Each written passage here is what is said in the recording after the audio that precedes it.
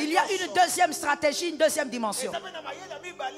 Le diable peut t'acculer toi parce qu'il cherche à toucher celui-ci. Celui-ci, c'est qui? Celui-ci, c'est celui qui sortira de ta lignée et qui fait peut-être partie de la 4e génération.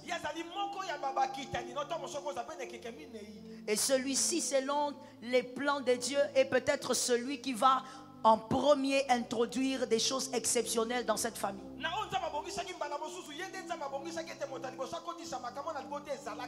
Peut-être même que c'est le premier président que vous aurez dans votre famille. Mais 4 générations plus tard, toi tu es combattu aujourd'hui parce qu'on cherche quelqu'un qui est très loin. Alors vous, quand vous naissez, vous grandissez, vous ne réalisez pas qui vous êtes. Vous croyez que vous n'êtes que Jean-Claude, vous êtes que Juliette, et vous avez votre petite vie tranquille. C'est que vous ne comprenez pas. C'est que spirituellement, lorsque vous êtes né, quelque chose s'est passé dans les firmaments. Le diable a compris que vous étiez une porte. Lorsqu'il vous combat, ils veulent faire tomber tout ceci. Lorsqu'il vous amène dans l'impudicité, à coucher avec cet homme qui n'est pas ton mari, tu dis je n'ai pas le choix. Si je ne fais pas ça, il ne va pas m'épouser. Mademoiselle, tu es tellement ignorante que tu ne comprends pas que tu n'es pas qu'une petite fille de 22 ans. Derrière toi, il y a toute une destinée qui dépend de toi. Le combat commence parce que le diable connaît sa valeur. Et parmi les portes qui sont des bénédictions, il y a les aînés. À moins que l'aîné ne cède sa place à cause d'une désobéissance. À chaque fois qu'une porte naît sur la terre, dans un hôpital, on a dit le bébé est né. Dans l'hôpital des sœurs, dans les ciels, il y a des mystères dans les firmaments. Il y a des mouvements dans le firmament. Et à cause de ces mouvements spirituels, le diable est au courant qu'il y a une porte qui est née. Voilà pourquoi une porte de bénédiction, quand elle naît, le combat commence à la naissance. Si ta famille est passée par des portes pour vivre la malédiction, elle doit passer par une porte pour vivre la gloire. Ça tombe sur toi 5 fois.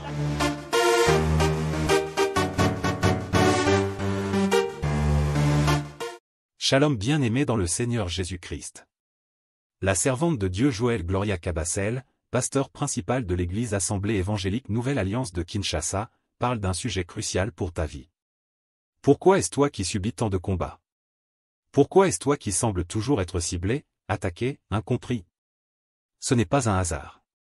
Aujourd'hui, la servante de Dieu veut t'ouvrir les yeux sur la véritable raison, tu es la porte de bénédiction pour ta famille. Dans chaque famille, Dieu choisit une personne particulière.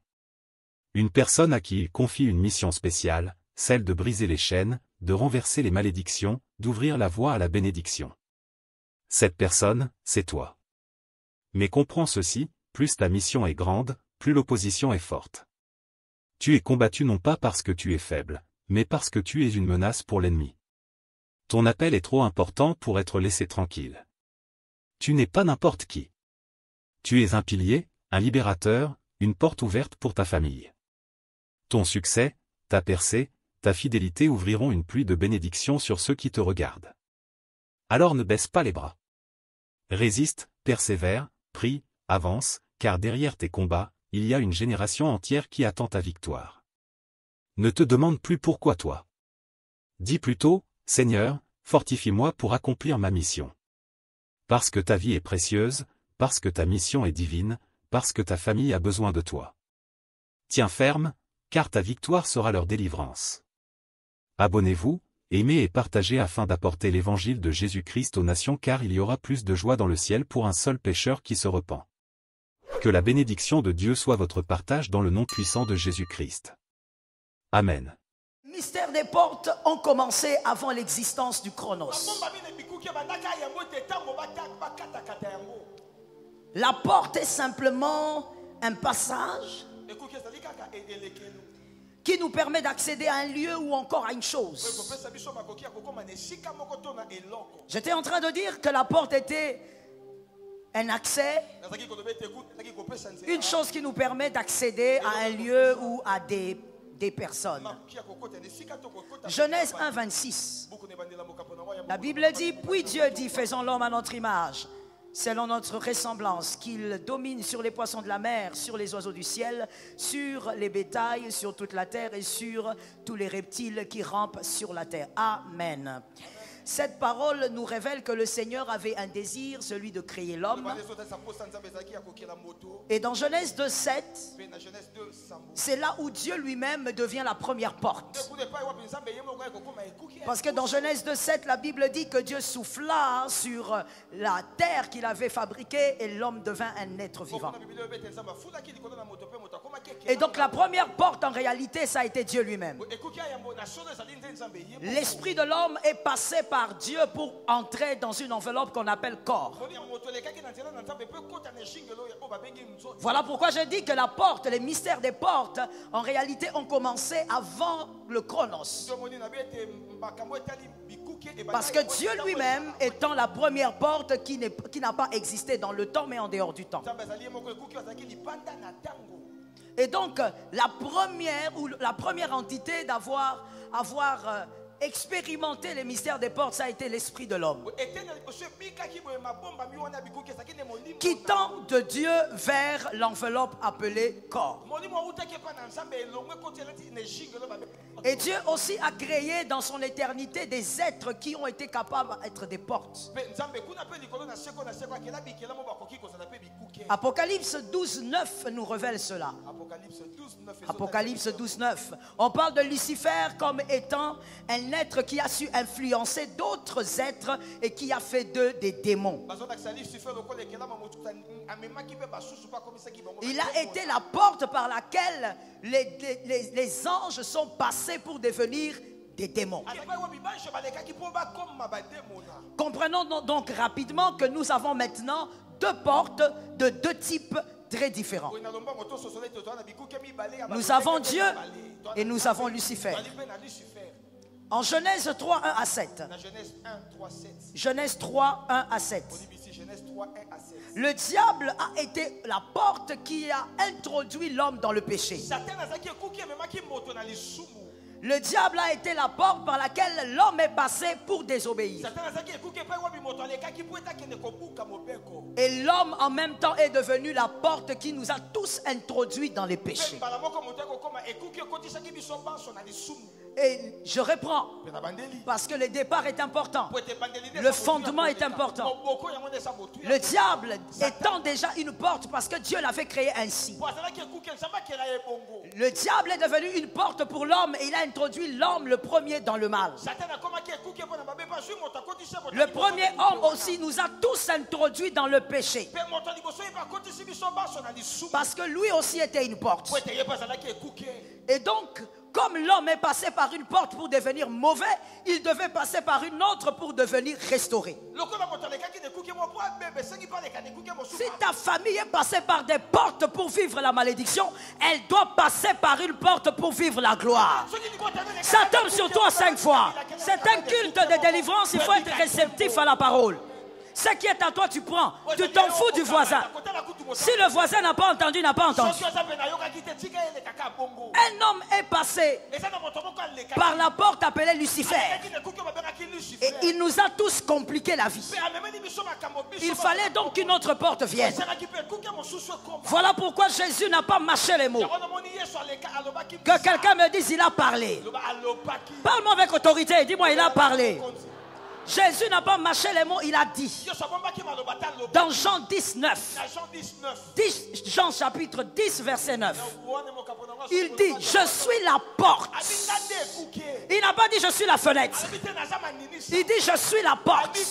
Parce qu'il sait que l'homme était déjà passé par une porte.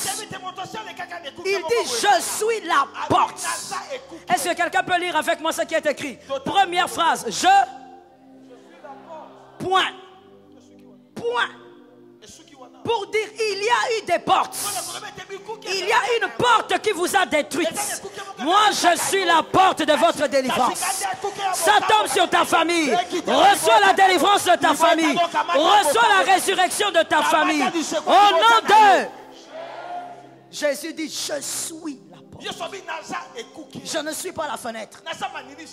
Celui qui passe vit la gloire. Et donc Jésus, comme étant la porte, nous a fait comprendre que tout celui qui passe par lui vit le changement et la gloire, mais il sera aussi influencé par sa présence. Adam nous a amenés vers la mort, Jésus nous amène vers la vie éternelle. Au nom de Jésus, ne va pas en enfer. Au nom de Jésus, ne va pas en enfer. Au nom de Jésus, entre au ciel quoi qu'il arrive. Sur la terre, il y a deux types de guerres. Les grandes guerres, il y en a beaucoup, hein, mais les guerres majeures. Les deux grandes guerres majeures, la première, c'est la guerre de l'homme au niveau de ses pensées. Elle fait partie des plus grandes guerres. Celui qui a vaincu la guerre des pensées sera glorieux sur terre. La deuxième guerre, c'est la guerre des portes. La guerre des portes. Parce que tout passe par des portes. Aujourd'hui, que l'ignorance tombe et que la connaissance te délivre. Vous connaîtrez la vérité et la vérité vous affranchira. Sois affranchi, toi et ta maison. Lève ta main droite et dis-moi, moi et ma famille, nous sommes libres. Sois libéré. Et nous avons aussi deux types de portes. Les portes visibles et invisibles. Dans les portes invisibles, retenons s'il vous plaît, chaque année a des portes. Celui qui ne passe pas par la porte invisible de l'année ne recevra pas les faveurs de l'année. Chaque mois a des portes. Je suis dans les portes invisibles. Chaque semaine a des portes. Et chaque jour a des portes. Voilà pourquoi Matthieu 6, 10 à 11. Matthieu 6, 10 à 11. Il est écrit: voici comment vous devez prier. Notre Père. Vous connaissez la prière? Alors on y va. Notre Père, que ton nom, que ton règne. Maintenant la chose est en train d'arriver. Allez-y. Donne-nous aujourd'hui quoi? Donne-nous aujourd'hui le pain du jour. Donne-nous aujourd'hui la faveur du jour. Mais écoute-moi très bien. La faveur du jour ne reste pas n'importe où. Il faut connaître la porte du jour pour saisir la faveur qui a été libérée le jour.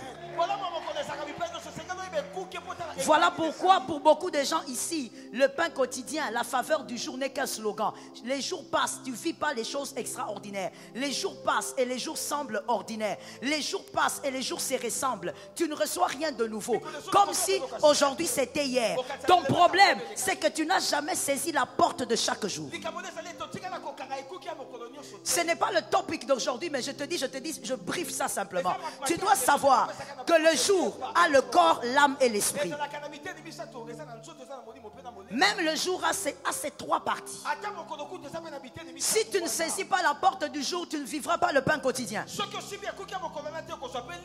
Le pain quotidien n'est pas le pain que tu manges fait à la boulangerie. Le pain quotidien, c'est la faveur que Dieu libère chaque matin et qui renouvelle chaque matin. À partir d'aujourd'hui, sors des slogans et vis les miracles de chaque jour. Ça tombe sur quelqu'un d'intelligent. À partir d'aujourd'hui, sors des slogans.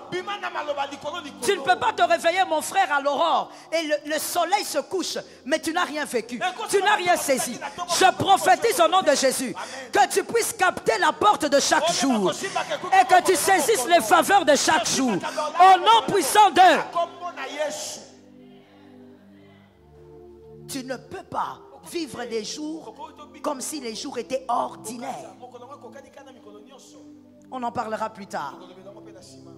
Et nous avons aussi les portes visibles. Les portes visibles. Les diables militent pour que vous soyez ignorants face au mystère des portes. Parce que celui qui a cette révélation, il a la victoire. Les portes visibles, ce sont les humains. À moins que Dieu fasse exception. Mais Dieu bénit toujours l'homme par l'homme. Et donc les portes humaines sont aussi des portes. Dans chaque famille, sans exception, il y a des portes humaines. Des personnes qui sont nées pour la bénédiction de la famille. Ruben n'est pas Joseph. Lévi n'est pas Joseph. Mais Lévi est Lévi.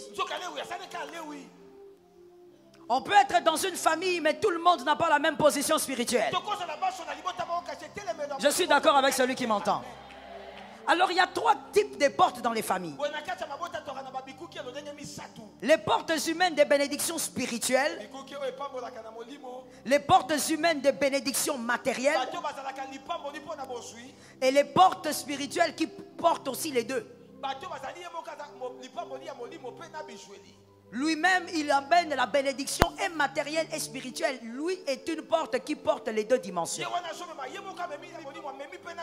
Et dans votre famille, il y a forcément ces gens-ci. Ces personnes sont en guerre permanente contre le diable. Ces personnes, des fois, ne se connaissent pas, mais le diable les connaît. Parce que comme Jésus, lorsqu'il était né, avant sa naissance, quelque chose était arrivé. Vous vous rappelez? Lorsque Jésus est né, aussi quand il est né, un événement s'est passé. Ça ne s'est pas passé sur terre. Ça s'est passé dans le ciel. Qu'est-ce qui s'est passé? L'étoile. Pourquoi vous ne répondez pas? Vous connaissez, vous ne connaissez pas? L'étoile. L'étoile était dans le ciel. Alors écoutez l'explication et retenez pour la vie s'il vous plaît. L'homme né sur la terre et dans les cieux, il y a des mystères qui se manifestent. À chaque fois qu'une porte naît sur la terre, dans un hôpital, on a dit le bébé est né. Dans l'hôpital des sœurs, dans les ciels, il y a des mystères dans le firmament. Il y a des mouvements dans le firmament. Et à cause de ces mouvements spirituels, le diable est au courant qu'il y a une porte qui est née. Voilà pourquoi une porte de bénédiction, quand elle naît, le combat commence à la naissance. Le combat commence parce que le diable connaît sa valeur. Et parmi les portes qui sont des bénédictions, il y a les aînés. À moins que l'aîné ne cède sa place à cause d'une désobéissance. Comme c'était le cas de Joseph. Joseph n'est pas devenu bénisseur au hasard. Joseph est devenu bénisseur parce que l'aîné avait couché avec la concubine de son père. L'aîné s'est disqualifié. S'il y a un aîné dans cette salle, je te dis que tu es d'office la porte de bénédiction. Ne laisse personne prendre ta place. Ne te fais pas disqualifier. Que l'Éternel t'aide. Ces portes humaines sont en guerre avec le diable. D'abord parce que leur destinée est un problème. Mais plus que ça, que quelqu'un me dise plus que ça. Je n'ai pas entendu, dis-moi plus que ça. C'est que derrière la porte de chaque famille, il y a des destinées. Voilà pourquoi regarde ton voisin, dis-lui, je ne suis pas toi. Il ne faut pas te gêner de le dire, dis-le, je sais pourquoi je te le demande. Dis à un voisin, je ne suis pas toi.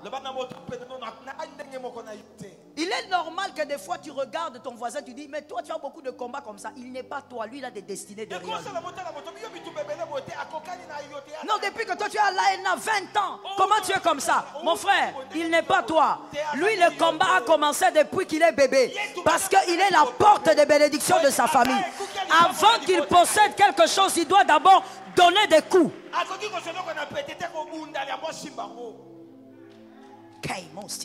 Il y a des gens derrière. Il ne peut pas avoir ta vie. La porte de bénédiction ne doit pas non plus choisir n'importe quelle femme, n'importe quel homme.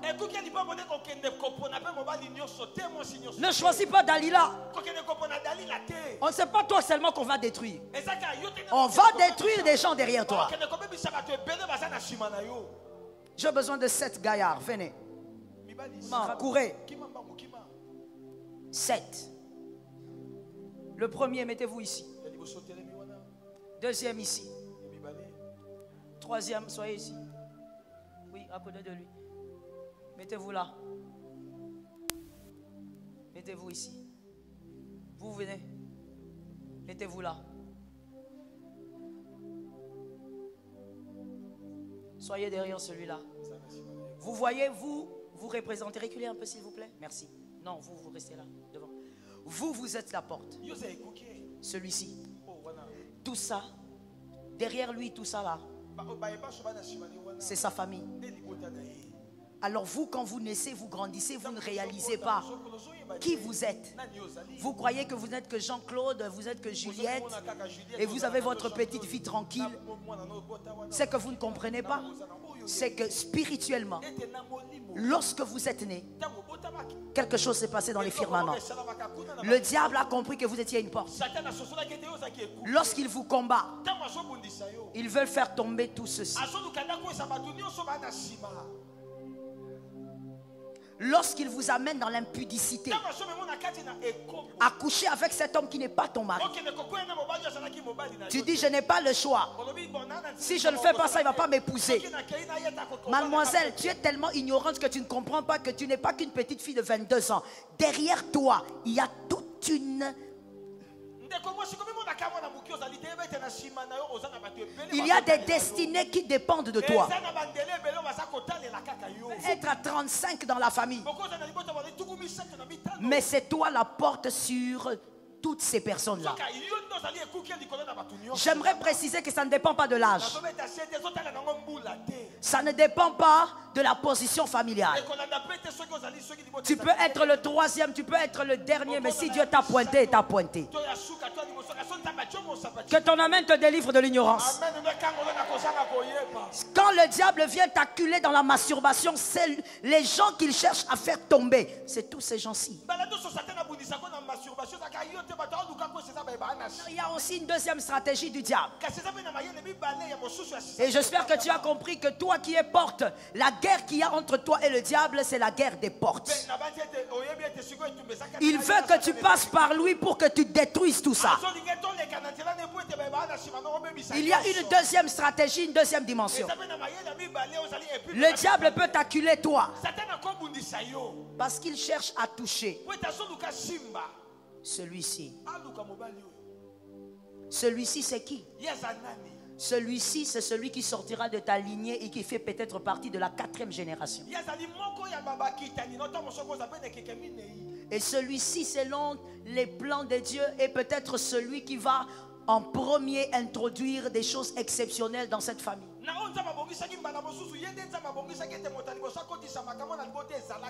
Peut-être même que c'est le premier président que vous aurez dans votre famille. Mais 4 générations plus tard, toi tu es combattu aujourd'hui parce qu'on cherche quelqu'un qui est très loin. La vie, c'est toutes les années que vivront ta descendance. Voilà pourquoi tu ne peux pas dire c'est ma vie.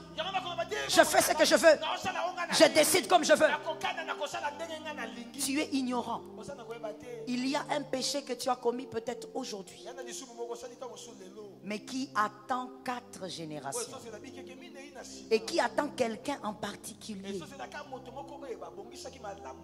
J'avais donné cet exemple quelque part, je ne sais plus où, mais je te le donne aussi. Parce que je crois que ça matche bien avec ça.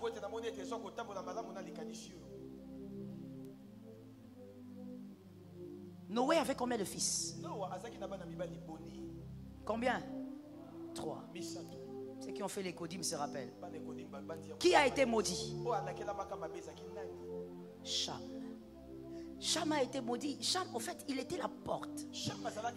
Et Cham et Noé, tous les deux étaient des portes. La première porte, Noé, a failli. Lucifer est passé par lui. Il est allé boire ce jour-là jusqu'à exposer les parties intimes. Cham, qui lui était une porte aussi pour sa descendance, a été maudit. Quand on maudit Cham, cette malédiction peut-être qu'il n'a pas vraiment senti. Mais cette malédiction a affaibli sa lignée. Au point où l'un de ses descendants qui s'appelait Nimrod, la Bible dit qu'il était un homme puissant. Malgré la malédiction, il était... Je veux maintenant que quelqu'un d'intelligent me donne la conclusion. Nimrod était puissant alors qu'il sortait d'une lignée maudite. Quelle était donc la volonté de Dieu avant la malédiction? Que Nimrod soit comment? Que Nimrod soit non seulement puissant, mais qu'il accomplisse des choses au-delà de ce qu'il a réalisé. Parce que malgré la malédiction, Nimrod était... Donc si la malédiction n'était pas là, ça allait être une lignée redoutable.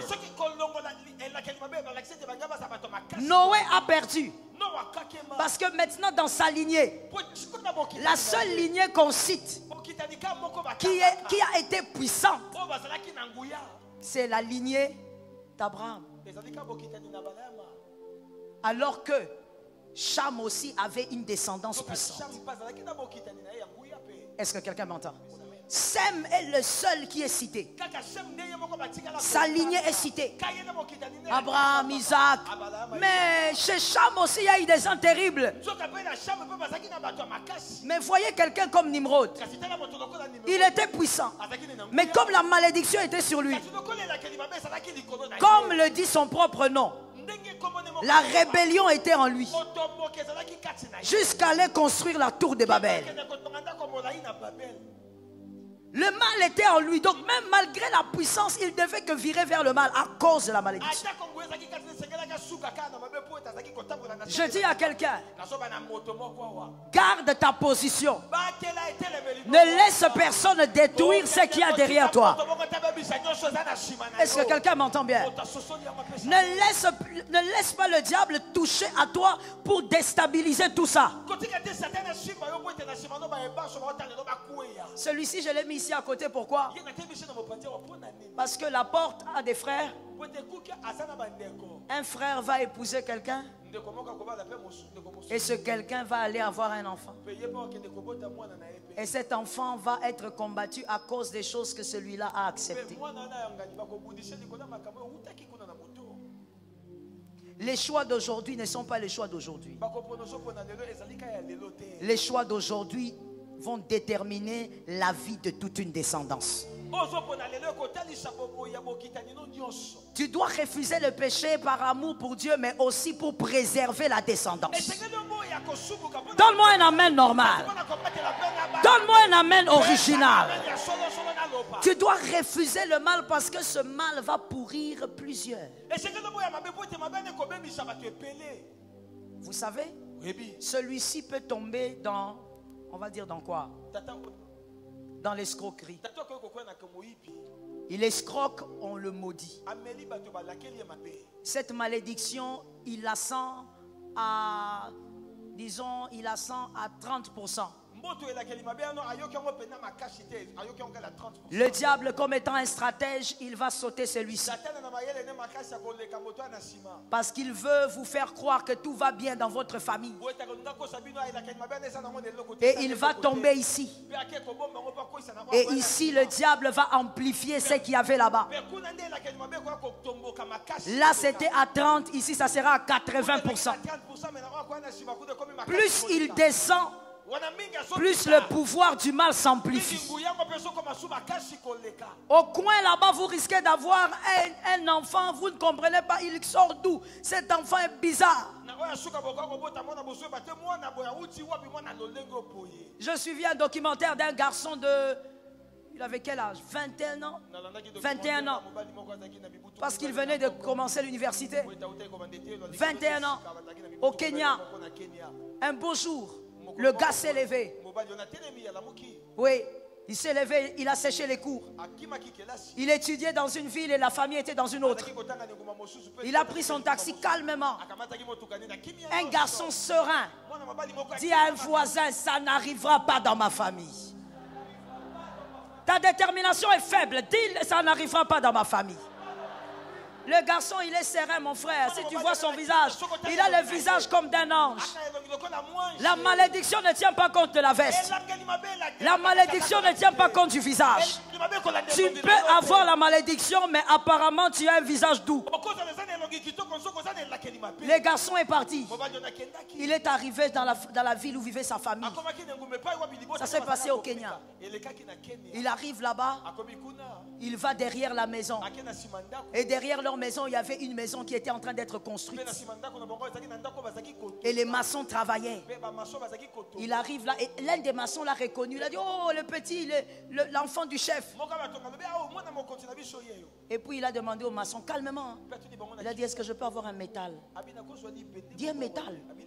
Oui, un métal, un bout de métal. Il dit, oui, oui. Il donne le métal. Il prend le métal. Il tue le maçon. Il prend le maçon, il pousse le corps. Il prend le couteau qu'il avait. Il coupe la tête. Il jette à côté. Et il attend le soir. Quand le soir est tombé, il a escaladé le mur de leur maison. Il entre. Il regarde à la fenêtre. Sa maman était en train de faire la cuisine. C'est sa mère biologique. Sa mère propre. Il regarde. Il fait un bruit dehors. Alors la maman dit, mais c'est quoi le bruit? Maman sort. Il prend le métal qu'il avait pris là. Il tape. Il tire le corps de maman. Il coupe la tête. Il met la tête au coin. Il entre dans la maison. Papa maintenant, il était occupé, je ne sais plus, à faire quelque chose. Il approche. Le papa, avant d'arriver vers le papa, il y avait son petit frère. Il avait deux petits frères. Il prend le premier petit frère. Brutalement. Il tape. Il coupe la tête. L'autre petit frère voit la scène, il crie. Il le poursuit. Il attrape. Il tape. Il coupe la tête. Le père, quand il voit, il est d'abord dépassé de voir son fils. Il cite son nom. Son fils avance avec le couteau sanglant. Le père court dans la chambre. Le temps pour lui de fermer la porte, son fils pousse. Il s'est battu avec, il a donné 16 points de poignard sur la poitrine de son père. Son père s'est débattu enfin. Il a cogné. Il a pris le couteau. Il a coupé la tête. Il a rassemblé toutes les têtes. Il les a mis au salon. Il est allé dans la salle de bain. Il s'est lavé. Il a fini. Il est allé dans le micro-ondes. Il a chauffé un repas. Il a mis le repas sur la table où il y avait les têtes. Il a commencé à manger. Il a allumé la télé.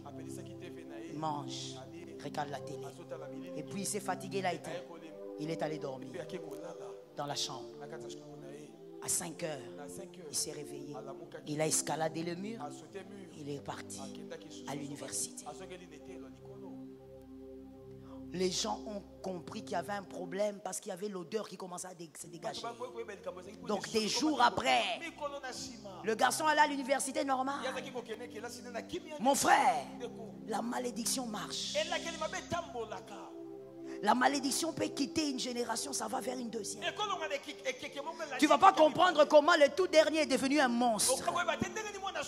À l'école, il a des très bons résultats. Heureusement que ce pays est quand même en train de fonctionner normalement. Ils ont commencé à faire des enquêtes. Il n'y avait pas d'empreinte. Le garçon avait nettoyé son meurtre. Ils ont commencé à réfléchir. Et finalement, l'un des enquêteurs l'enquêteur a dit, non, questionnons quand même encore le garçon. Il dit, mais non, on l'a déjà questionné, il ne faut pas le traumatiser là. Hein? Il a perdu toute une famille par décapitation. Il a dit, non, il faut encore le questionner. Ils ont décidé de questionner le garçon devant un psychologue.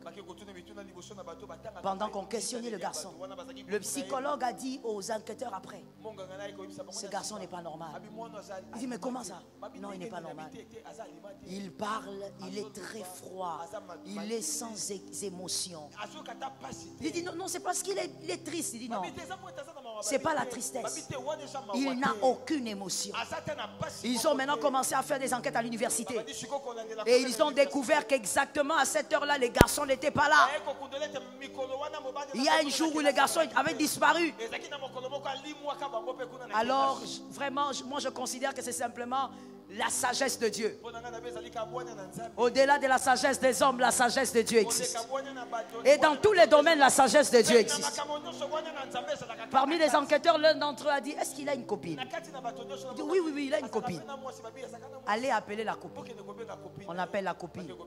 Est-ce que tel jour ton copain était là? Non, non. Il avait dit qu'il avait une affaire. Alors l'enquêteur appelle le garçon et lui dit, aujourd'hui nous devons savoir qui a tué tes parents. Si on ne le découvre pas, comme on doit questionner tous tes proches, même ta copine sera obligée de subir les interrogations sans cesse et on pourra même la retenir. Le garçon a regardé. Il a dit non, pas ma copine. Celui qui a tué ses parents, il a pitié de sa copine. Alors quand l'enquêteur a compris, il a dit ok, il a commencé maintenant à menacer la copine. Il dit c'est bon, je veux vous dire la vérité. C'est moi qui ai tué. Pourquoi tu as fait ça? Est-ce que tes parents avaient des problèmes avec toi? Ils t'avaient maltraité? Il dit non, je veux que quelqu'un m'entende maintenant. Je veux que tu m'entendes. Le garçon dit, j'étais dans le cours, dans la salle, dans l'auditoire, pendant que le professeur enseignait. J'ai vu quelqu'un en train de me dire, va tuer ta famille. Si tu ne tues pas, tu mourras. Va tuer ta famille. Cet homme était à côté de mon professeur. J'ai posé la question à mon ami, est-ce que tu vois cet homme-là? Il dit non, je ne vois personne. J'ai insisté, mais tout le monde ne voyait pas. Mais ta voix était en train de parler marteau en moi. J'avais l'impression que si je ne fais pas ça, le mal va m'arriver. Et le garçon dit, même la force de tuer toutes ces personnes, je ne sais pas d'où ça m'est venu. Ce garçon évidemment a été condamné, mais la famille est morte. Il y a des choses que les portes ne voient pas. Les portes humaines que vous ne voyez pas. Des choses que vous permettez dans votre vie. Des choses que vous banalisez même dans vos songes. Mais qui en réalité annoncent ce qui va marcher partout ici. Ça va marcher.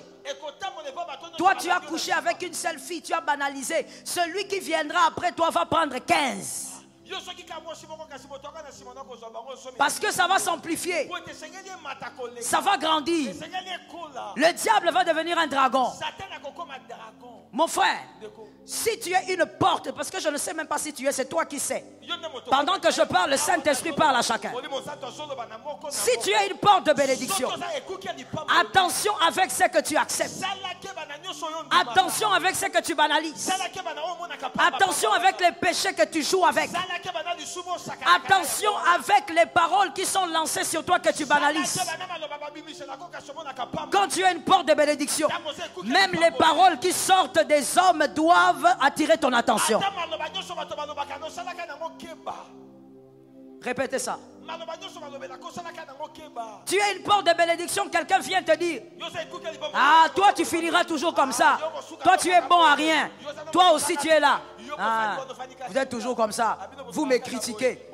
Face aux paroles, on ne murmure pas. Pièce contre pièce. Quelqu'un qui parle, tu parles. Celui qui lance une parole, tu lances. Je croyais que je m'adressais à une porte. Celui qui te maudit, tu libères la parole, tu brises la malédiction. Toi, tu crois que la malédiction, c'est seulement quand on enlève les habits, on te dit, tu es maudit. La malédiction, c'est même quand quelqu'un te dit. Même quand quelqu'un te dit, toi vraiment, tu as encore échoué. Hein? Toi vraiment, ça ne m'étonne pas. Il fallait seulement que tu échoues. Ça, c'est une parole de malédiction. Tu dois refuser ça. Comme étant une porte, tu dis, je refuse. Non seulement pour moi, mais tous ceux qui sont derrière moi vivront la réussite au nom d'eux. Tu imposes la victoire parce que tu es une porte. Le diable n'a pas besoin de combattre tout le monde chez vous. Il sait qu'il n'en a pas besoin. Ici, il va seulement déposer des petits problèmes. Il sait que c'est lui qu'il faut combattre, c'est lui. Si on arrive à gagner là-bas, on a touché à tout le monde. Qu'on ne touche pas à ta famille par toi. Cet amen est pourri, donne-moi un amen. Qu'on ne touche pas à tes enfants par toi. Ton fils ne sera pas atteint. Ta fille ne sera pas atteinte. Au nom de Jésus. On ne peut pas toucher à ta fille. Est-ce que quelqu'un m'entend bien? Tu vois que toi, en grandissant, mon frère, je parle aux frères, et frères, écoute-moi. Je dois te parler aujourd'hui clairement, sans gants. Tu as remarqué que toi, tu as des envies de viol.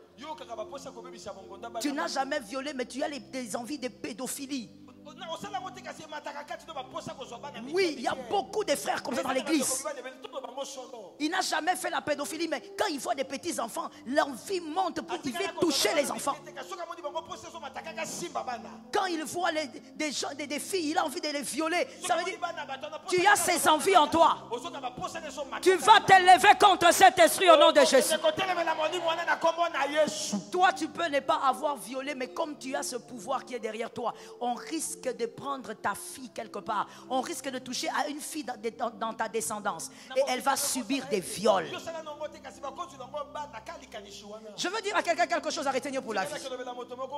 Le mal qui se répète dans une lignée, comme vous le savez, ne vient jamais de nulle part. Je veux même le dire autrement et je veux même aggraver la chose. Lorsque vous voyez un mal, un scandale dans une génération ou dans une descendance, elle provient de quelque part. Il y a la sémence. Quelque part, il y a le seed. La sémence est là. La porte de bénédiction doit veiller sur ses choix. La porte de bénédiction doit veiller sur les décisions aujourd'hui. Sur les personnes que tu décides de fréquenter. Parce que j'ai déjà vu aussi que des portes de bénédiction des hommes, que les hommes me donnent un amen. Les hommes un amen. J'ai déjà vu les portes de bénédiction, les hommes. Le diable vous envoie des femmes destructrices. Des femmes pour détruire totalement tous les autres par le pouvoir de la sexualité. Même lorsqu'on est marié, le diable vous envoie quelqu'un. Que l'Éternel t'épargne. Que cela ne t'arrive pas au nom de Jésus. Que quelqu'un qui a la foi dans cette salle lève sa main droite et dise: ma famille ne subira pas cela. Soyez bénis les garçons. Fais attention avec ce que tu vis aujourd'hui. Ne dis jamais c'est ma décision, c'est ma vie. La décision de 2 minutes peut influencer toute une descendance. Fais attention. Ça va rattraper quelqu'un. J'ai envie de le dire et je veux le dire avec les mots faibles. Le péché qui te fait plaisir aujourd'hui, attends ton fils quelque part. attends ta fille quelque part. La malédiction qui est entrée par toi attend les membres de ta famille quelque part. Je veux vous dire une chose, mais je sais que dans cette assemblée, il y a des femmes et des hommes hyper intelligents. Le neveu de Lot s'appelait, plutôt le neveu d'Abraham s'appelait Lot. Lot avait combien d'enfants? Oh, Lot avait combien d'enfants? Les deux filles avaient commis l'inceste avec leur père, oui ou non? Qui, dans l'histoire, la faute revient à qui?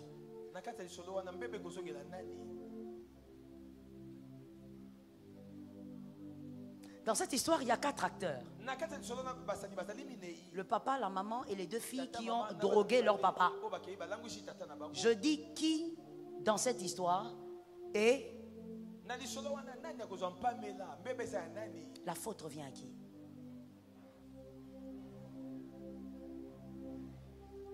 Regardez maintenant. Il n'y a pas de mauvaise troupe. Il n'y a que des mauvais. Qui a pris la décision de partir vers Sodome et Gomorrhe? Le Père. Il a banalisé son choix et il a même cru que son choix c'était pour le bénéfice de sa famille. Là-bas il y a de la verdure, ma famille sera bénie. Lot a décidé. Mais ce qu'il ne savait pas, c'est que dans sa décision là, il y avait aussi l'inceste de ses filles.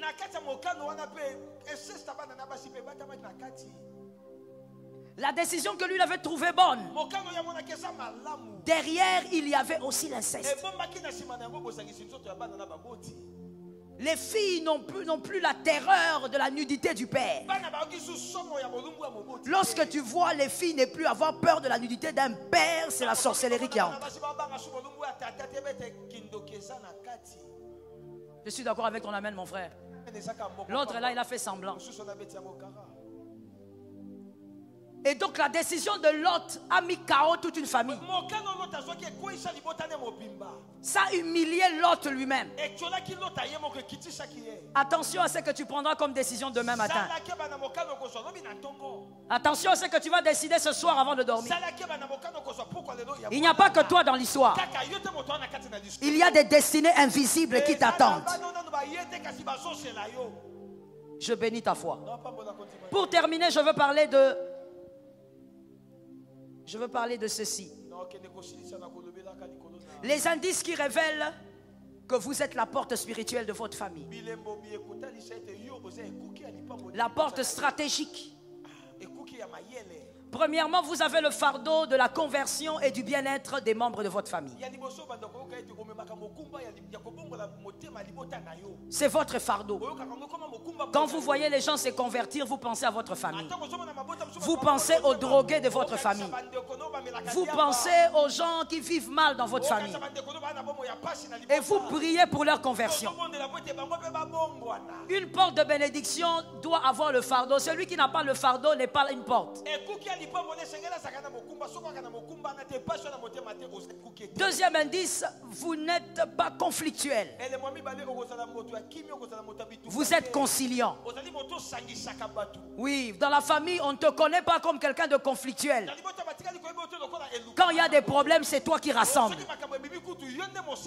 Même si tu ne peux pas mettre tout le monde ensemble, mais tu vas appeler, tu dis, ah non, Jeannette, il faut laisser ça. Non, Marc, il faut oublier ça, c'est la famille. Quand vous voyez les conflictuels sont les mangeurs de pain. Seulement pour être nourris. Dieu ne donnera pas à un conflictuel un fardeau pour une famille. Dieu ne donne pas à un conflictuel la mission pour une famille. Un rancunier. Tu es toujours là pour dire en 1998 il m'avait manqué du respect. Mon frère, est-ce qu'on peut parler? Je demande si on peut parler. Tu n'as pas répondu. Est-ce qu'on peut parler? Je dis dans la vie.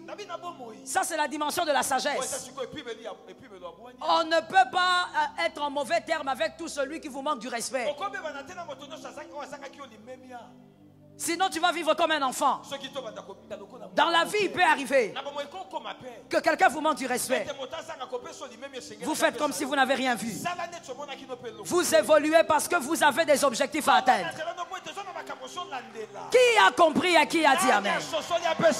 Les gens intelligents ont capté ça. Dans la vie, il peut arriver que Serge me manque du respect. Mais moi, j'ai des choses à obtenir. Je zappe sur ça. Parce que le manque de respect ne change pas la forme de ta taille. Le manque de respect ne change pas ton onction. Le manque de respect ne change pas le manteau spirituel que tu as. On peut te manquer du respect, mais tu fais ton chemin. Que quelqu'un me dise, je ferai mon chemin. Dis-le avec autorité, je ferai mon chemin. On te manque le respect, mais je ferai mon chemin. Même si on te manque le respect le matin, je ferai mon chemin. On te manque du respect le soir, je ferai mon chemin. Tu fais ton chemin. Tu feras ton chemin. Tu n'es pas là comme un gamin. Hein? On m'a manqué du respect. Hein? On a joué avec moi. Toi, tu es qui pour qu'on joue pas avec toi? Même Jésus, on joue avec lui ici. Jésus, on l'a appelé Belzéboub. Jusqu'à aujourd'hui, il y a des gens qui jouent avec. Toi, tu mets ça sur ton dos, pourquoi? Concentre-toi dans la sagesse et avance. Et puis, de toutes les manières, il y a aussi des gens qui vous manqueront du respect aujourd'hui. Parce qu'en réalité, vous n'avez pas été dévoilé. Dieu laisse le temps au temps. Il y a des gens qui vont te manquer du respect dans la vallée, au sommet, ils vont te respecter. La beauté du respect, c'est aussi d'être dérespecté et d'être respecté après. Répétez ça.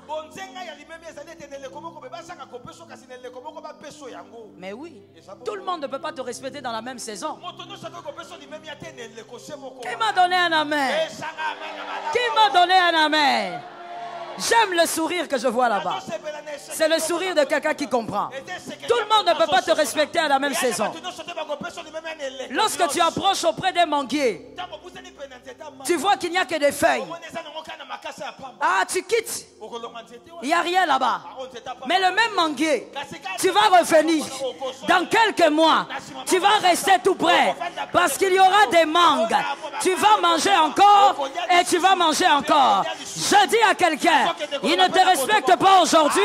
Gloire à Dieu. 2023 est une saison. 2024 est une saison. J'ai pitié de celui qui n'entend pas. 2025, c'est une saison.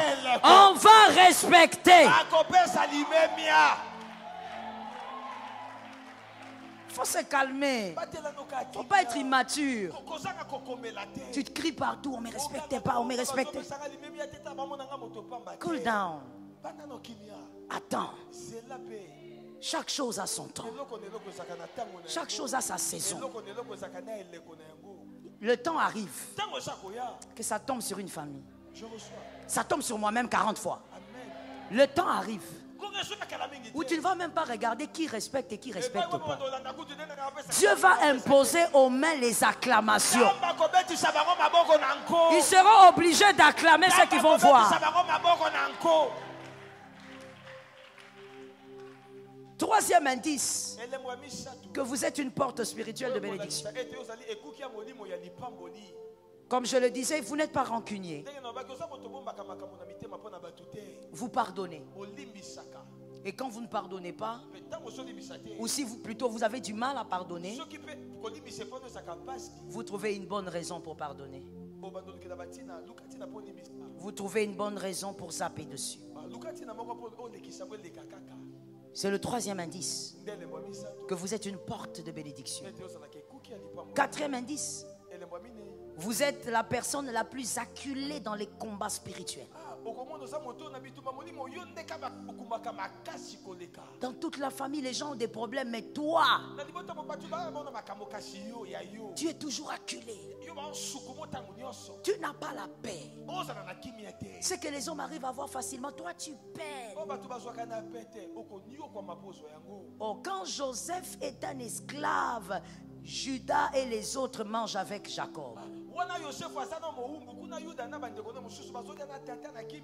Lorsque toi tu peines, tu verses des larmes, tu n'arrives pas à saisir des choses.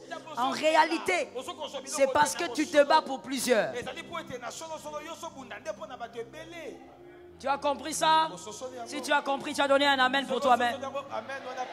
Tu te bats pour beaucoup de gens. Tu te bats pour plusieurs personnes. Voilà pourquoi je donne un conseil gratuit à quelqu'un ici. Arrête de critiquer le combat de l'autre que tu ne maîtrises pas. Oh non, lui depuis qu'il est ici, même $10, il n'arrive pas à toucher. Tu ne sais pas pour combien de personnes il combat. Tu ne sais pas pourquoi le diable l'accule et pour combien de personnes le diable l'accule. Lorsque tu vois quelqu'un dans son combat, laisse-le dans son combat, prie pour lui et passe ton chemin. On met toujours lui. C'est toujours lui qu'il faut aider. Pourquoi seulement lui? Calme-toi. Tu ne sais pas pourquoi il est séché comme ça.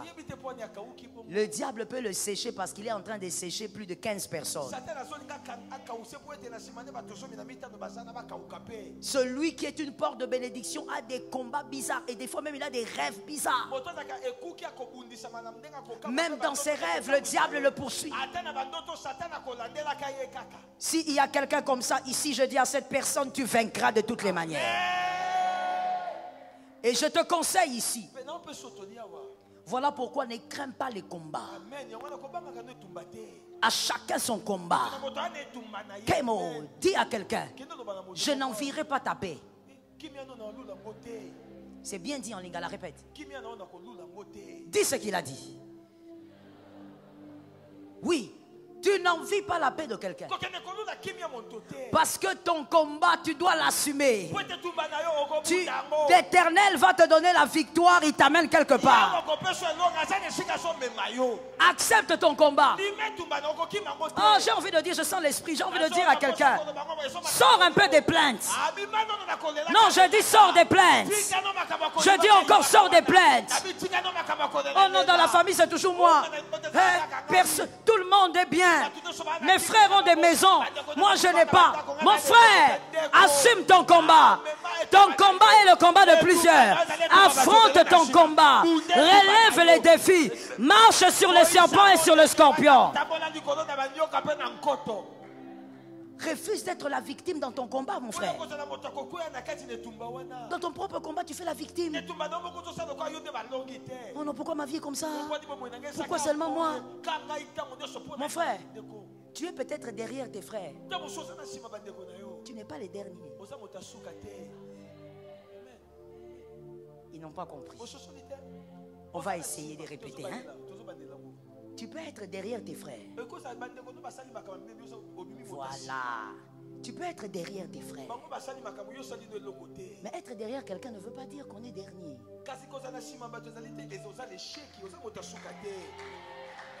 Je vais expliquer ça autrement pour un homme intelligent. Ephraim, viens. Tu as grandi, hein? Ephraim. Je me rappelle comment je t'ai donné des shigeno dans les codines. Viens. Sois derrière. Serge, sois devant. Voilà. Ephraim est devant ou il est derrière? Il est derrière, n'est-ce pas? On inverse maintenant. Serge, allez-y. Non, Ephraim, viens ici. Serge est devant ou est derrière? C'est pas parce qu'il est derrière qu'il est le plus petit. Non, non, Serge, il faut dire ce que j'ai dit. Ce n'est pas parce que Serge est derrière qu'il est le moins âgé.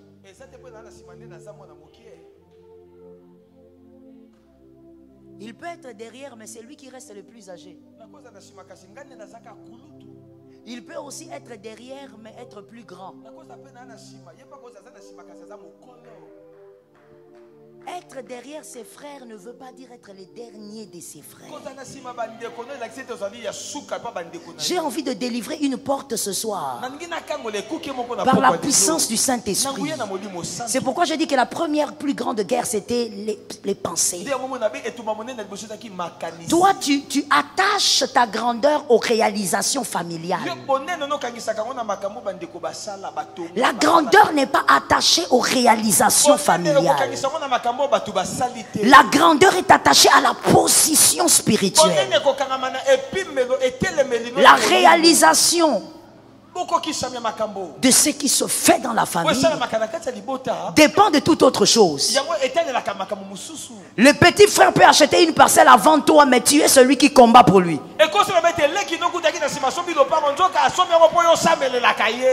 Répétez ça, ils n'ont pas entendu quand j'ai parlé. Non, mon frère, il est monté, il est allé en Europe, il est monté dans l'avion. Mon frère, cet avion-là, il est monté, il est arrivé. Parce que toi, tu combats la nuit. Mais si tu as un problème de guerre à ce niveau, tu vas dire non. Parce que les autres font des choses. C'est que moi je suis petit. Moi pourquoi ma vie est comme ça? Le plus combattu c'est lui. J'allais dire quelque chose mais je ne sais pas si je vais choquer. Mais tu es habitué par le fait que je choque. Alors je vais réchoquer. J'ai dit que le plus combattu, c'est le plus important. Je sais qu'il y a quelqu'un de bizarre, façon, qui va me dire, dans la famille, tout le monde est important. Je dis, tout enfant est important, mais tous les enfants n'ont pas la même position stratégique. Non. Dans la famille, il y a des messies. Il y a des bolassi. Des personnes, même le diable sait que si je le touche, j'ai détruit 10 derrière lui. Au nom de Jésus. Même si les autres réalisent des choses, n'oublie pas que toi tu as une position. Tu es le plus combattu, tu es le plus important. Est-ce que quelqu'un m'entend? Oh, le diable ne combat pas n'importe qui, il n'a pas le temps. La Bible dit, il sait que son temps est court. Là, je t'ai donné combien d'éléments qui révèlent que la personne est la porte? 4. Maintenant, je te donne les pensées essentielles à alimenter quand on est une porte. Quand tu es une porte de bénédiction, regarde les pensées que tu vas commencer à alimenter. Sans stop. Tu penses. Et le Saint-Esprit t'aidera. Premièrement, je ne dois pas être une victime. Quel que soit le combat, je ne suis pas la victime. Tu n'es pas la victime. Tu es la cible importante. Voilà pourquoi tu es combattu. 2 Chroniques 20, 15. Mettez-nous ça. 2 Chroniques 20, verset 15. Tu vaincras le combat que tu es en train de subir. Je suis d'accord avec ton amen, ça tombe sur toi. Ce que tu es en train de subir cette année, tu vaincras au nom de Jésus. Donnez-moi 2 Chroniques 20, verset 15, s'il vous plaît. Lorsque le combat vient à toi, c'est parce que tu es la personne qui peut déterminer plusieurs destinées. Je suis d'accord avec toi. C'est ça. Lisons tous ensemble, s'il vous plaît. Ça sera intéressant comme ça. 1, 2, 3, on y va. Là, c'est le nom de ta famille, on y va. Oui. C'est l'Éternel qui a parlé. Oui, car. Oh, je n'ai pas entendu, car.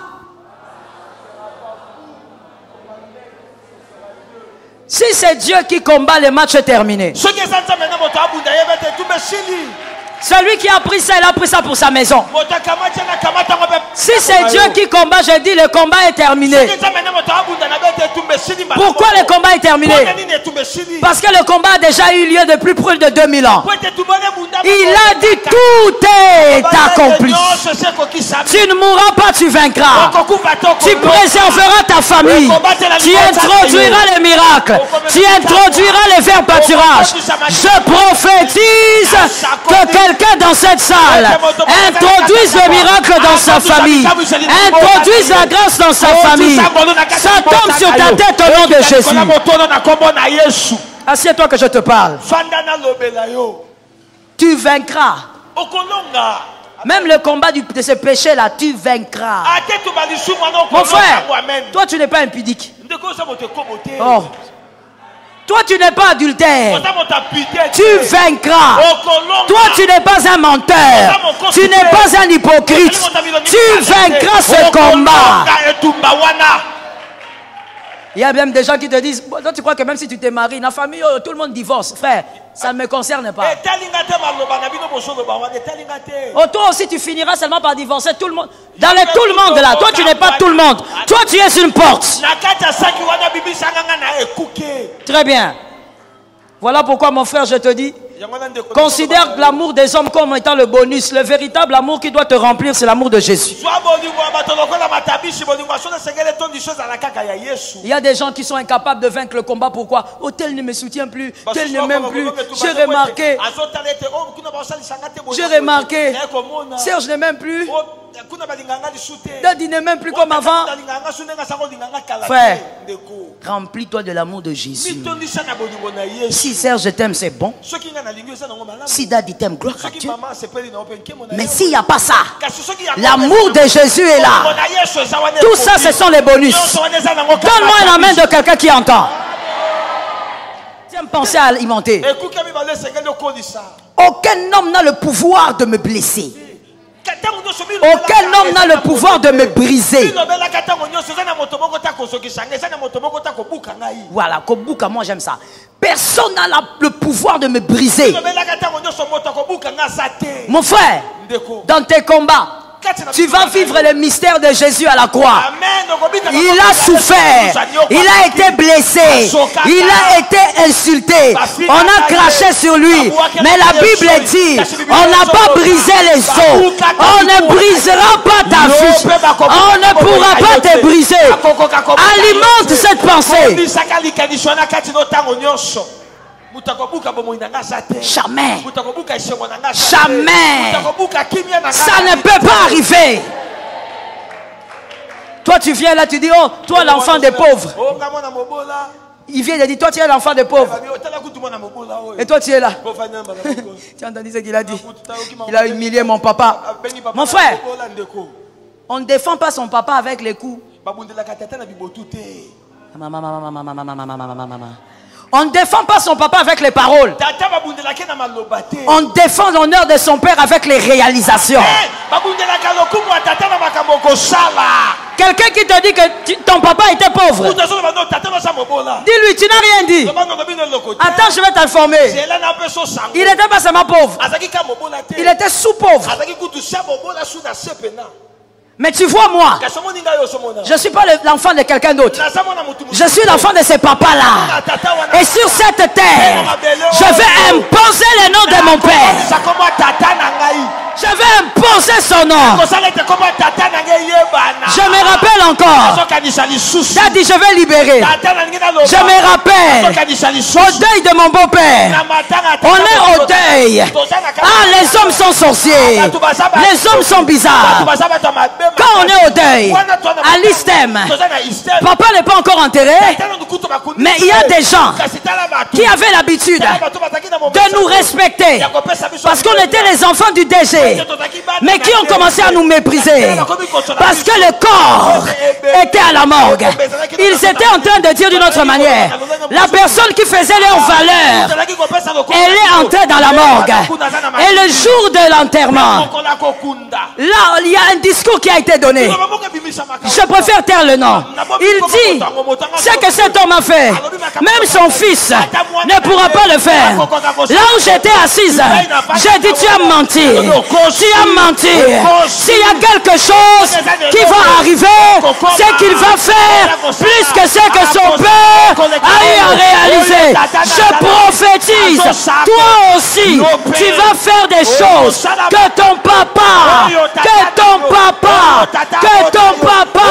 n'a pas encore réalisé.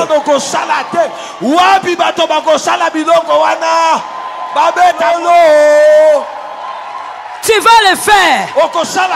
Écoute, Zéna, les gens aiment dire, tu vas marcher sur les traces de ton père. Non, toi tu vas pas marcher sur les traces de ton père. Toi tu vas voir les traces de ton père. Et tu vas aller au-delà. Tu vas aller au-delà. Toi tu iras au-delà des traces de ton papa. Des traces de ta maman. Frère, que personne ne t'intimide.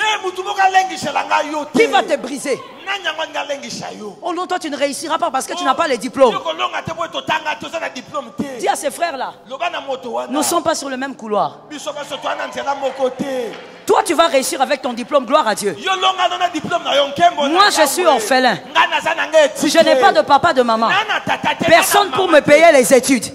Mais j'ai un Dieu qui amène aussi au sommet. Parce qu'il y a beaucoup de couloirs. Je déclare au nom de Jésus, il y a plusieurs couloirs. Sur la terre des hommes, il y a plusieurs couloirs. Que quelqu'un me dise, il y a plusieurs couloirs. Il y a plusieurs couloirs. Malgré les combats, il y a plusieurs couloirs. malgré les paroles des hommes, malgré les calculs des hommes. Assieds-toi que je te parle.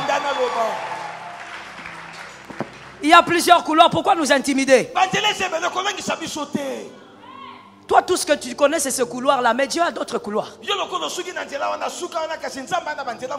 C'est comme ça que Potiphar, lorsqu'il a mis Joseph en prison, il était sûr que la destinée de Joseph était finie.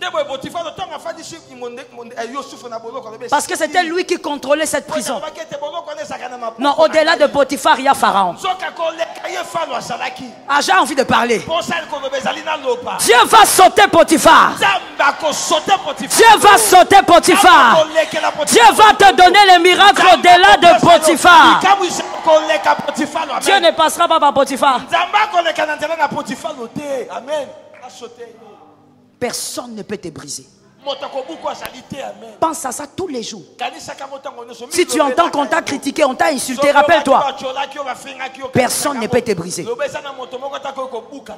Que personne ne te dise, ah toi tu es terminé. Je dis, toi tu ne termineras pas. Toi quand tu termineras, c'est quand tu mourras. Tu vas mourir avec ton onction. Donne-moi Ésaïe 43:2. Personne ne te brisera. Ils n'ont pas le pouvoir. Ils peuvent penser, ils peuvent parler, mais ils n'ont pas la force de briser. Peu importe ce que tu vis, retiens ça. Ésaïe 43:2, donne-nous ça. Lisons tous ensemble, ça sera bien. 1, 2, 3. Autorité, mon frère. Oui.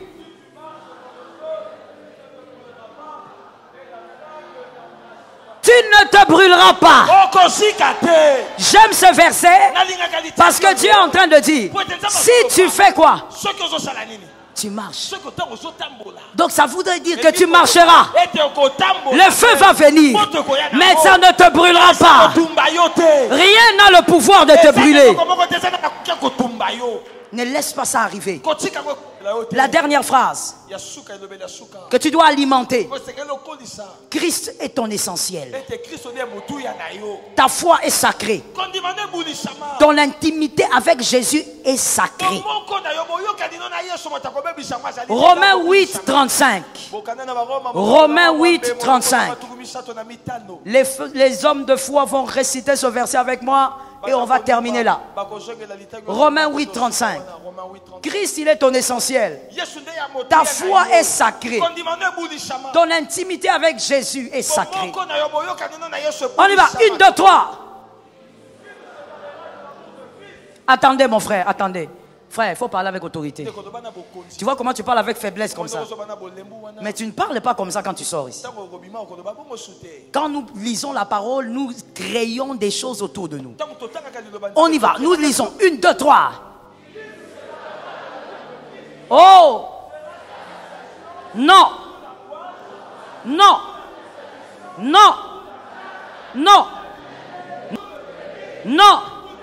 Rien! Rien ne doit te séparer de l'amour de Jésus. Rien du tout. Ah, mon frère, ne touche pas les fétiches pour l'argent. J'ai aimé ton amen, laisse-moi venir de ce côté. Ne touche pas les fétiches pour l'argent. Ne touche pas les fétiches pour aller de l'avant. Jésus est ta gloire. Ce que tu as envie, Jésus en a. Répétez ça. N'envie pas pour l'argent. Et tu veux aller faire quoi? Tu veux qu'on aille te nettoyer pour porter les vestes slim? Rien. L'amour du Christ, rien. Ah, je n'ai pas le temps, laisse-moi te dire. Ton intimité avec Jésus, c'est sacré. Une chambre à coucher où on monte sur le lit à 3, ça devient autre chose. Ce sont des orgies, ce n'est plus une intimité. Ça devient une chambre en férique. Sur le lit conjugal, on ne monte pas à 3. Il n'y a que 2 personnes. Et je préfère préciser parce que nous sommes dans un siècle bizarre. Il y a l'homme et la femme. Ton intimité avec Jésus, c'est la même chose. Que personne n'entre là-dedans. Que personne ne vienne te détruire. Que personne ne te dise Ozo Koufa. Que personne ne te dise tu es en retard. Oza jeune, Luka vie. Dis à la personne, je suis jeune, je cherche la vie en Jésus. Je cherche ma réussite en Jésus. Je cherche mon... Que personne ne te dise, toi aussi tu achèteras la voiture quand tu as 40 ans. Dis-lui, Moïse est devenu chef à 40 ans. Il ne faut pas me fatiguer. Il vient là-bas et te dit, oh frère, tu as 30 ans maintenant. Mais tu as soufflé les bougies.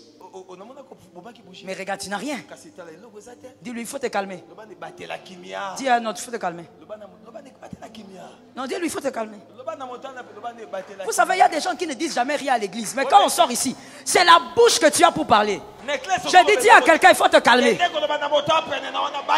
Oh, Jésus a commencé le ministère à 30 ans. Ce sont des signes.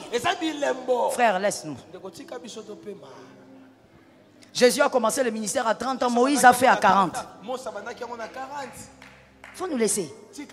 Chacun sa vitesse. L'intimité avec Jésus. 80 ans. Chacun son intimité avec Jésus. Il ne faut pas te laisser intimider. Il ne faut pas être là en train de dire voilà. Et pourquoi ta vie est comme ça? Ton intimité avec Jésus, personne n'entre là. Même un mari n'entre pas dans l'intimité d'une femme avec Jésus. Une femme n'entre pas dans l'intimité de son mari avec Jésus. Que personne ne vienne salir votre lit.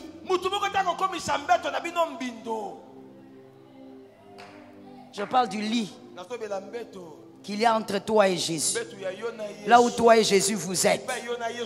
Que personne ne vienne te dire, est-ce que tu ne vois pas que dans ta génération, mon frère, il faut laisser ces choses-là. Tu es dans une génération mais tu as ton couloir. Voilà pourquoi vous commencez à fabriquer des choses. Pourquoi? Parce que tu veux être vu dans une génération. Vous fabriquez. Tu commences à prophétiser avec des choses, avec des trucs de Facebook. C'est quoi les CD? Ok. Moi je croyais que tu voulais... On prend... Serge. Tu prophétises, tu commences à regarder, tu as regardé tous les Facebook de quelqu'un. Et puis vous aussi. Vous aussi. Vous aussi. Ephraim, tu as quel âge maintenant? 21 ans. Donc toi, si on te dit que tu as 21 ans, ça te fait pleurer. Tu veux qu'on te donne ton CV pour te rappeler que tu as 21 ans? On te dit tu as 21 ans. Oh! Alléluia! Godipa. Avance, papa. Vous allez amener les gens en enfer, vous. Quelque part, c'est vous qui amenez les gens en enfer. Oh non, toi, ta maman s'appelle Niclette. Alléluia, alléluia, alléluia. De toi, tu ne connais pas les prénoms de ta maman. Tu ne connais pas. Il faut qu'on te rappelle ça. Quelle localisation? Quelle localisation? Tout ça, c'est pourquoi? Parce que tu veux aussi être dans une génération vue. Que ton intimité avec Jésus ne soit pas tachée. Tu avanceras au rythme de Jésus. Je suis d'accord avec ton amen. Que ceux qui sont les portes, si tu n'es pas la porte des familles, ne dis pas amen. Tu avanceras au rythme de Jésus. Tu posséderas au rythme de Jésus. Tu es là comme ça, tu t'approches. Serge, tu as vu quoi? Tu as vu quoi? Parle. J'ai l'impression que vous oubliez que c'est Dieu qui parle. Hein? Yes, I just think that quelque part on oublie un peu que c'est Dieu. Toi, tu ne peux pas dicter Dieu à ouvrir sa bouche pour parler. Toi, tu ne peux pas dire à Dieu, Dieu parle. Il est qui? Il est qui pour toi? Voilà pourquoi vous pensez que ce sont... Finalement, j'ai l'impression que vous croyez que ce sont les hommes qui parlent. Et puisque ce sont les hommes qui parlent, les hommes vont créer des choses qui n'existent pas. Je viens compter sur une porte qui est là. Je compte sur une porte qui est là ce soir. Je compte sur une porte qui a été représentée ce soir. Je compte sur une porte qui a représenté sa famille ce soir. Dis-moi avec foi, mon intimité avec Jésus, on ne touche pas. Avec ou sans maison, l'intimité avec Jésus. Qui a dit amen? Amen. Avec ou sans voiture? Intimité avec Jésus. Quand tu parles, je me demande même s'il y a un ange à côté de toi. Je reprends. Avec ou sans enfant? Avec ou sans maison? Avec ou sans argent? Ton intimité d'abord avec Jésus. N'aime pas tes enfants plus que Jésus. N'aime pas ton mari plus que Jésus. N'aime pas ta femme plus que Jésus. N'aime personne plus que Jésus. Jésus d'abord. Jésus toujours. Jésus encore. Jésus encore. Jésus aujourd'hui. Jésus demain. Jésus encore et encore. Il est l'alpha de l'amour et l'oméga de l'amour. Jésus, Jésus, Jésus. Que quelqu'un lève sa main droite et dise dans ma famille Jésus encore. Tiens-toi debout. Que quelqu'un lève sa main droite et dise dans ma famille Jésus toujours. Répète après moi, quoi qu'il arrive, je garde Jésus. Avec larmes ou avec joie, je garde Jésus. Maintenant, lève tes deux mains. Tu vas déclarer la haute présence de Jésus dans ta famille. Pendant ce temps, je voudrais que les aînés viennent ici en file indienne, s'il vous plaît.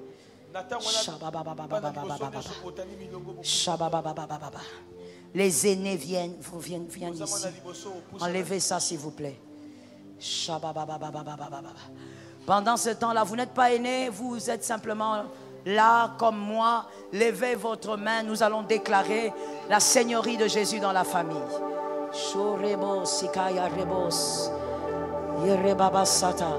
Tu as tes mains levées, je t'attends.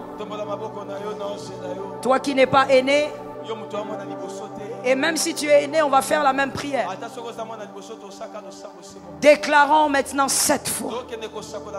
Jésus-Christ dans ma famille est roi. On y va. 1, 2, 3. 2, 3, 4, 5, 6, 7. Déclare la seigneurie de Jésus dans ta famille. Appelle le règne de Dieu, que ton règne vienne. Que ton règne vienne. Shabababa, satabababa. Que ton règne vienne. Shalom bien-aimés dans le Seigneur Jésus-Christ. J'espère que vous avez aimé cette vidéo. Abonnez-vous et partagez pour porter l'évangile de Jésus-Christ aux nations, car il y aura plus de joie dans le ciel pour un seul pécheur qui se repent. Merci de faire partie de notre famille Wonderful Jésus-Christ.